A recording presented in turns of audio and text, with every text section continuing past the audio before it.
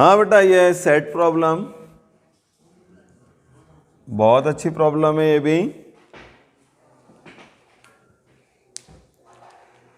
एक सेट है जिसमें 10 एलिमेंट दिए हुए हैं। इसमें हमें एक सबसेट चूज करना है पी के एलिमेंट वापस से हमें डाल देंगे, फिर दूसरा सबसेट लेंगे क्यू, यानी क्यू के लिए ए फिर से नया हो जाएगा, उसमें अगेन 10 एलिमेंट आ गए। प्रोबेबिलिटी फाइंड करना है अपने को जिसमें पी इंटरसेक्शन क्यू में एग्जैक्टली 2 एलिमेंट रहे। बराबर है, पी इंटरसेक्शन क्यू में एग्जैक्टली 2 एलिमेंट होना चाहिए, कॉमन एलिमेंट दोनों में 2 होना।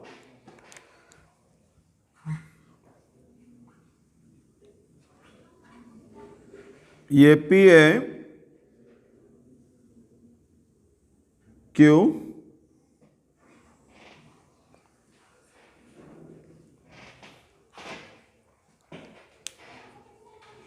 देखो बेटा, ये सेट सबसेट पी है, ये बनाया हमने सबसेट क्यू, और ये एलिमेंट उनके कॉमन एलिमेंट हो गए। ए में कितने एलिमेंट है टोटल? 10 एलिमेंट है। नाम दे देते हैं इनको कुछ, A1 A2 A10 नाम दे दिया मैंने इसको A10। अच्छा, मान लो ए में से मैं कोई एक एलिमेंट निकालूं, ठीक है, तो वो कहाँ कहाँ डाल सकता हूं? इसके अंदर पुट करना है अपने को उस एलिमेंट को। एक एलिमेंट लिया यहां से मैंने, है ना, तो उस एलिमेंट के लिए मेरे पास कितने चॉइस हैं? एक ये वाली चॉइस है, जो रीजन दिख रहा है वो वाला रीजन। दूसरी चॉइस ये है, ये सेकंड चॉइस, और ये थर्ड चॉइस, और ये फोर्थ चॉइस। जरूरी नहीं ना कि हर एलिमेंट प्योर क्यू में ही रहे। 4 चॉइस हो गई। कोई प्रॉब्लम किसी को? ईच एलिमेंट के लिए अपने पास में 4 चॉइस है। इस वेन डायग्राम से देखें तो या तो उसको हम यहां रखेंगे, ये कौन सी जगह है? ऐसा एलिमेंट है जो P में है लेकिन Q में नहीं है। दूसरा चॉइस है कि हम उसको यहां पर पुट करें, ये क्या है? इंटरसेक्शन, दोनों में होगा। ये तीसरी चॉइस है कि Q में रखे लेकिन P में नहीं हो, और चौथी चॉइस दोनों में ही नहीं हो। बराबर है। सो लिख लेते हैं इसको, for each element, for each element we have 4 choices. So total number of ways कितने हो गए अपने पास में? 4 पावर 10 हर किसी के लिए है ना। तो टोटल वेज निकालना है तो ऐसा निकाल लो, एक के लिए 4 है, दूसरे के लिए 4, तीसरे के लिए 4, 10वें के लिए भी 4, दैट मीन्स 4 पावर 10। ये हो गया टोटल वेज। अब आते हैं हम अपने पर्टिकुलर पर।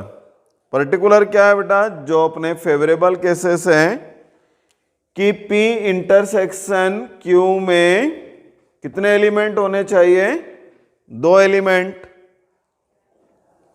यहां पर 2 एलिमेंट होना चाहिए।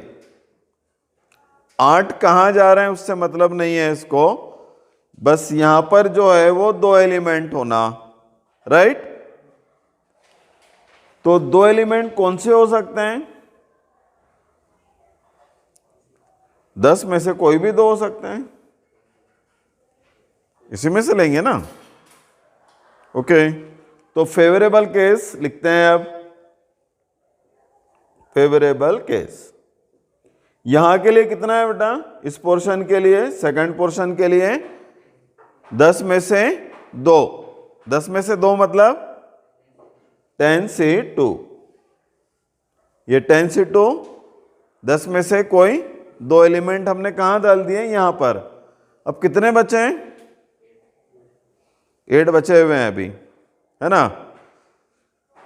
मान लो अपने समझने के लिए लेते हैं अपन कि A1 A2 हमने जो है वो इन 2 जगह पर पुट कर दिए, फिक्स कर दिया उसको। अब बचे 8। A3 से शुरू करते हैं।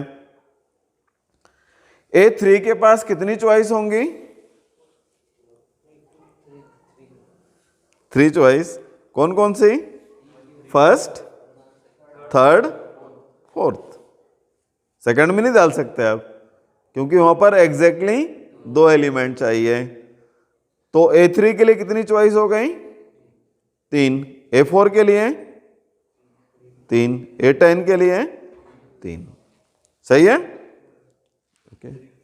तो ईच एलिमेंट के लिए लिख लेते हैं इसको, क्योंकि अभी तो समझ में आ रहा है, बाद में याद नहीं रहेगा, है ना। ये फेवरेबल कंडीशन है ना। पहला इसमें 2 elements for P intersection C। इसके वे होंगे कितने बेटा? 10 में से 2। फिर है दूसरा, इसमें दूसरा पार्ट, रिमेनिंग कितने रिमेनिंग है? 8 एलिमेंट्स, ईच हैव 3 चॉइसेस। कौन कौन से? फर्स्ट, थर्ड और फोर्थ। वेन डायग्राम में देखें तो 3 चॉइस रहेंगी हर किसी के लिए। पूरे 8 एलिमेंट के लिए 3-3 चॉइस है। एक एलिमेंट के लिए चॉइस कितनी हुई? 3। दूसरे के लिए 3, 8वें के लिए 3। इस टाइप के कितने हैं ये? 8 हैं। यानी कितना आ गया फेवरेबल केस अपना? 10c2 into 3 power 8। So probability क्या आ जाएंगी? 10c2 into 3 power 8 upon 4 power 10 बराबर है। ये नंबर लेकर किया हमने। यदि फॉर्मुलाइज करना चाहते हैं इसको आप, तो फॉर्मूला हम बना सकते हैं। मान लीजिए n एलिमेंट है और उसमें से r एलिमेंट जो है कॉमन चाहिए अपने को P और Q में, P इंटरसेक्शन Q में एग्जैक्टली r एलिमेंट होना। तो क्या प्रोबेबिलिटी रहेंगी बेटा? NCR, और यहां पर क्या होगा? 3 पावर n माइनस r। 2 है ना, कम किए ना उसमें से, यहां पर 2 कम किए, r एलिमेंट रहेंगे तो r कम करेंगे, डिवाइड 4 पावर n बराबर है। चलो फटाफट नोट करो इसको।